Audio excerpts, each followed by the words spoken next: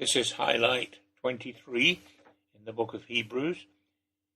Hebrews chapter 9 and verse 22, part of it says, "Without the shedding of blood, there is no forgiveness." If we've been brought up in a Christian environment, it is very easy to overlook the fact that our faith is founded on a human sacrifice. So we cheerfully talk about the sacrifice of Christ on the cross.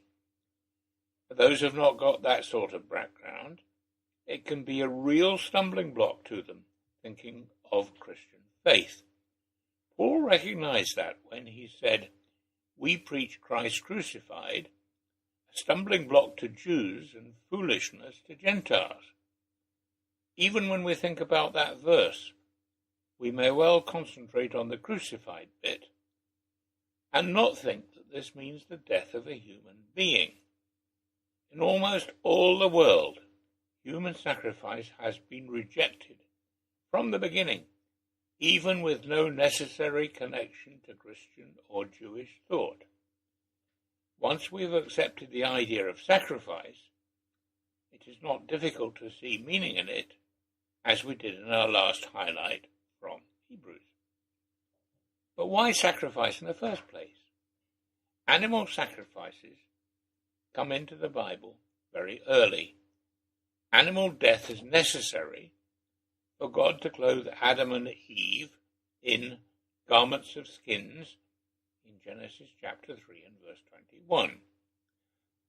It is probable that Abel's sacrifice was accepted by God and Cain's was rejected because Abel was a herder and brought animal parts as an offering, while Cain was a farmer and brought fruits.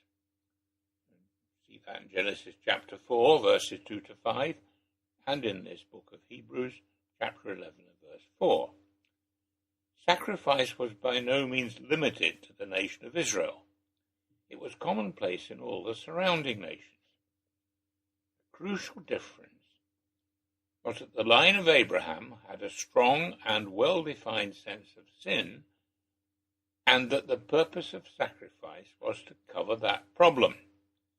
Other peoples thought of sacrifice basically as an appeasement of capricious gods to try and improve their tempers and get on the right side of them. Biblically, sacrifice was about human shortcomings, whereas most other thinking was about the gods. Sin in the early chapters of the Bible is all about the breaking of relationships, particularly those with God, rather than with any infringement of a law. In a way, nothing much has changed. We still sin because we break relationships with each other or with God. Even the original sin of Adam and Eve was not really about eating of the fruit, so much as disobeying God. It was more of a matter of a relationship broken than a wrong action. The penalty for the broken relationship with God was death. Not physical death immediately in the Garden of Eden, but spiritual death. The death of an unblemished relationship with God. The same principle still applies. How could immediate death be averted? Only by a substitute death, that of an animal substituting for the human being. So throughout the Old Testament, animal after animal died to carry the many sins of human beings. Was there any way that continual death could be averted? Only if something or somebody of eternal worth could die in their stead.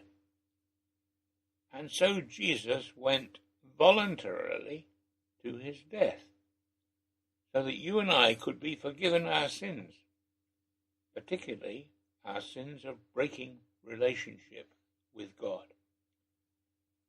People have sometimes died for other people, like the firefighters who went into the Twin Towers in New York in 2001 to try to rescue other people.